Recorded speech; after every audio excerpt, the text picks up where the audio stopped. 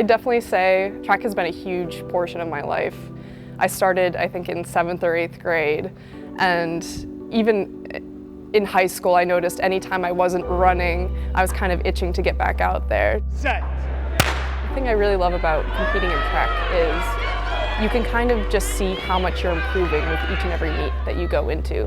Even if it's knocking a few tenths of a second off of a race, it's something that you can take a lot of pride in with each competition that you go into. It feels good, like running and getting out there, you know, being mostly healthy. This is other sports punishment, running and running and running. One of my friends on the track team was a neuroscience major, and he sent me a Facebook message one day saying, hey, I have a friend who's a grad student at the Neuroimaging Center.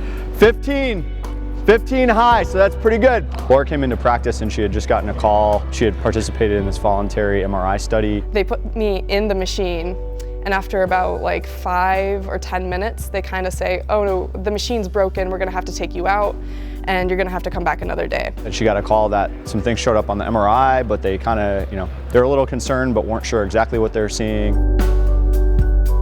The principal investigator of the study, he kind of took me into his office and said, I don't know how to say this, but when we did your scan, we found a lesion in your brain. I was definitely in a lot of emotions in that particular point in time. It was a lot to take in. She came into practice and, in tears and pretty upset, as you'd imagine someone would be in that circumstance. Even like now I get emotional thinking about, because it was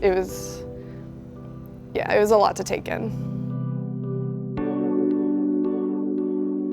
It's so crazy to me that at only 20 years old, I was making the decision on whether or not I wanted somebody to drill open my skull and take a tumor out of my brain. I think, it's a real blessing to come back from a surgery like that and be able to do the same things physically that I was able to do beforehand, because it was no easy surgery and it was no easy recovery. There were a lot of things that were really amazing about the way that Laura handled herself. I think most impressive to me was that semester continued to be one of her strongest academic semesters she's had here. I'd say after going through this experience, it became way more important for me to take advantage of a lot of the opportunities that were available to me. This past fall, I studied abroad, which was something going into college I had always wanted to do. Before everything happened with her, she was one of our highest achieving athletes on the team right away as a freshman.